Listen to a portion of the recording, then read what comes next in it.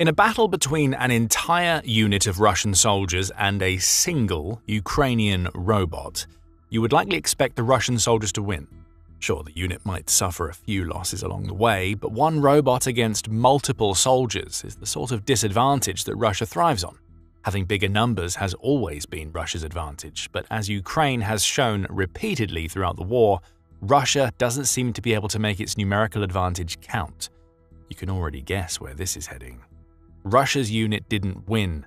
Ukraine's robot just wiped out that entire unit, causing catastrophic losses that will humiliate Vladimir Putin while showing just how far Ukraine's ground-based robot technology has come.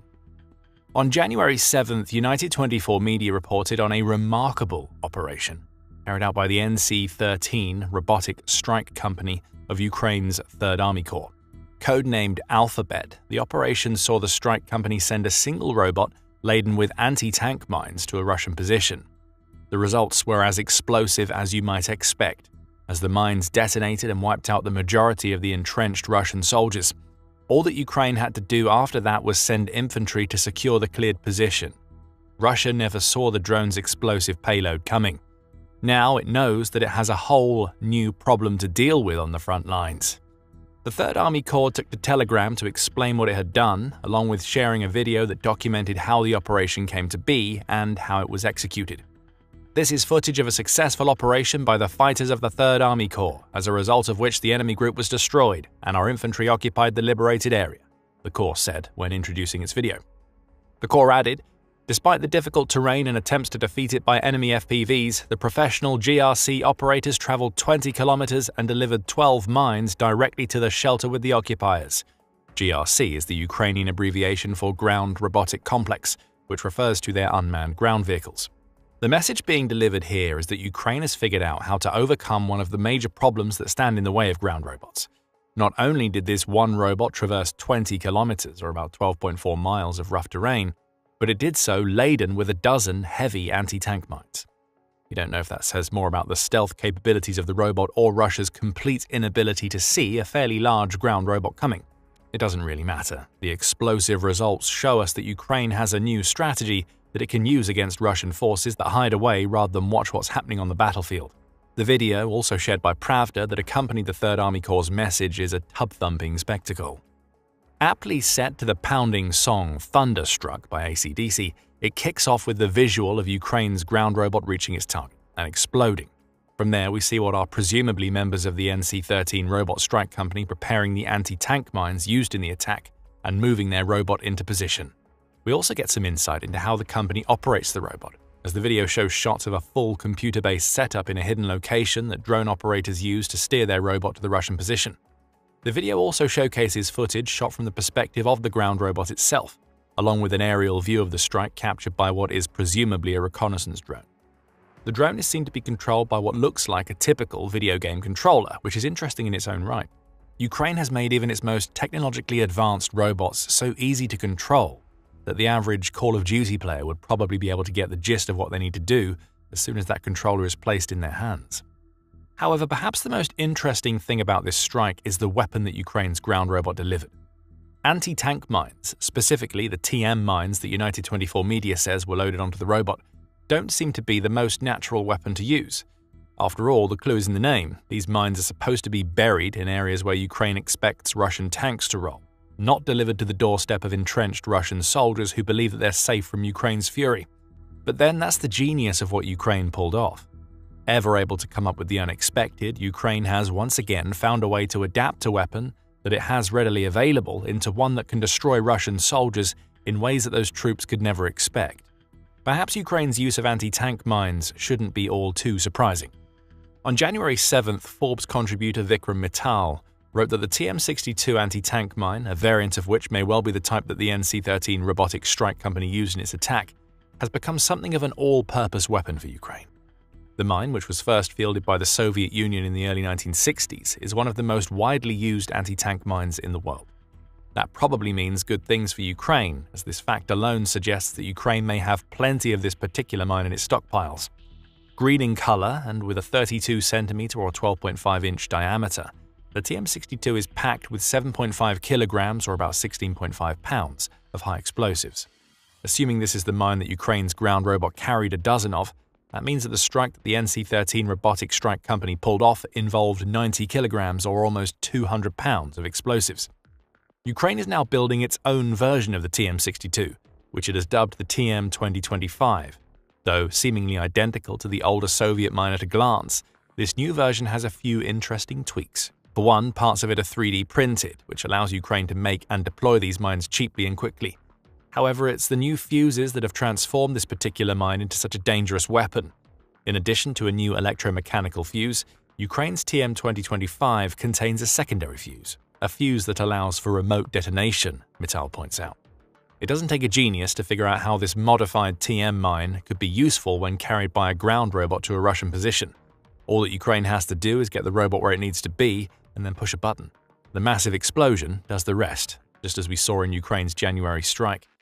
Mittal says that Ukraine has been using TM-62s or perhaps TM-2025s as munitions dropped by drones and as satchel charges, in addition to continuing to use them as landmines. By repurposing a single munition as a landmine, an improvised aerial delivered weapon, or a satchel charge, Ukrainian and Russian units reduce logistical demand while maintaining operational tempo under austere conditions, Mittal writes, in a statement that reveals that Russia is also getting creative with its anti-tank mines.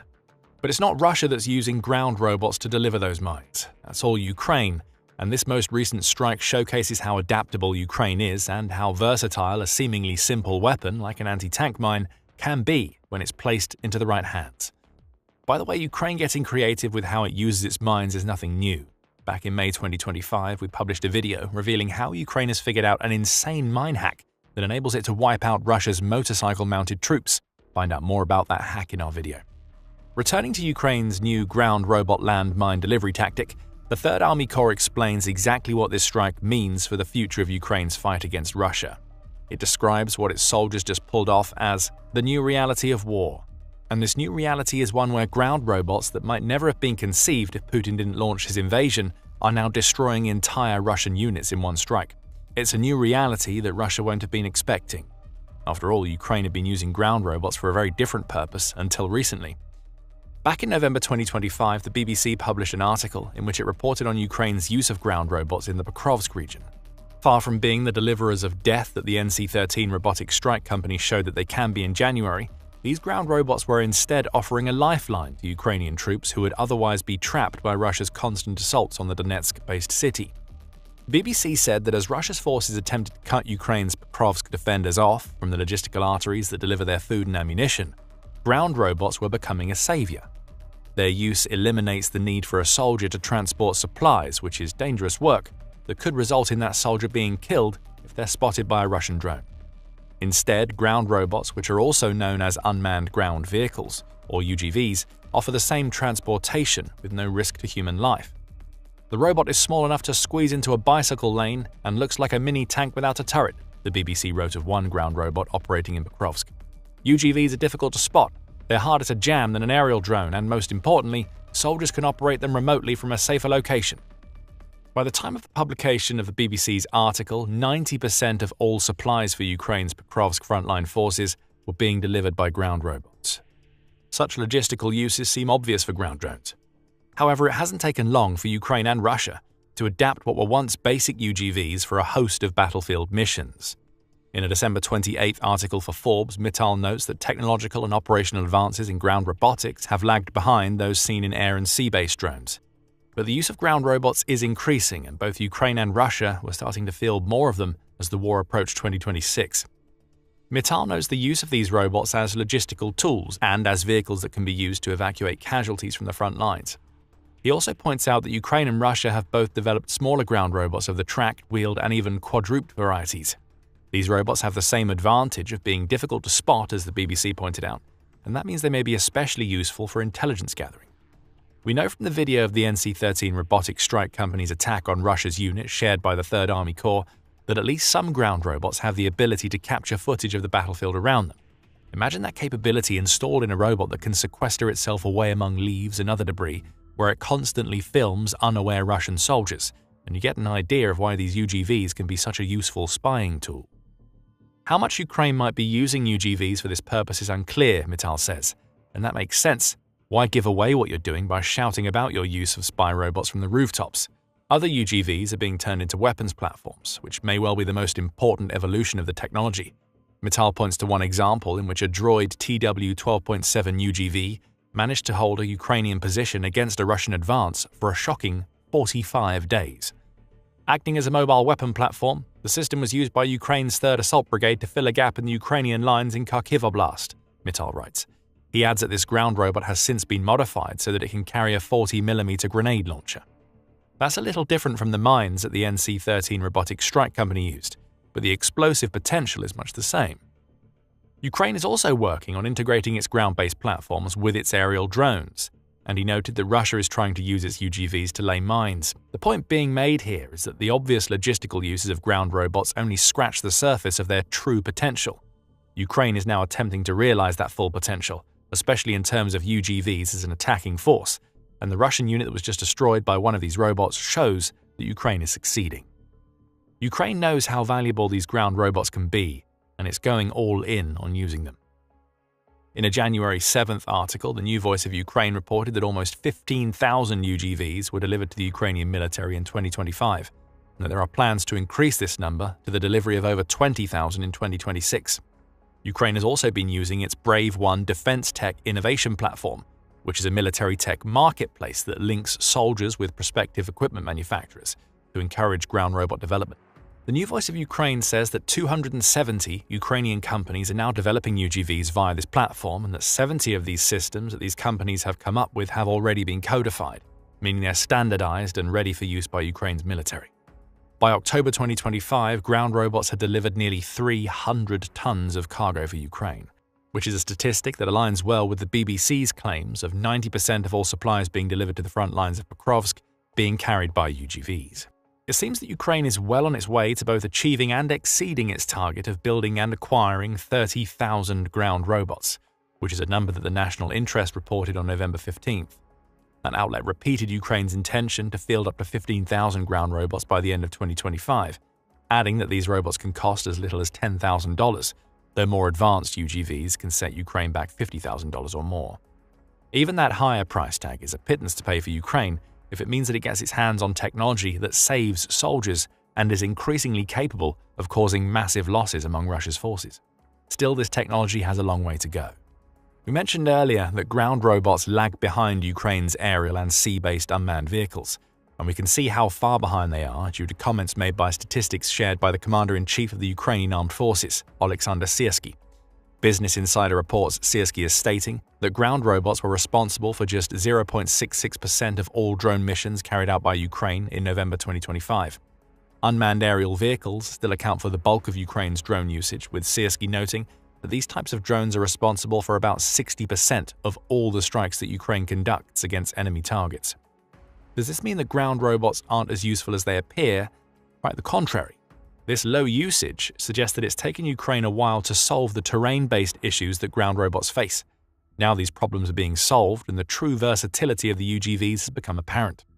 Ukraine is likely to increase the number of missions in which these robots participate.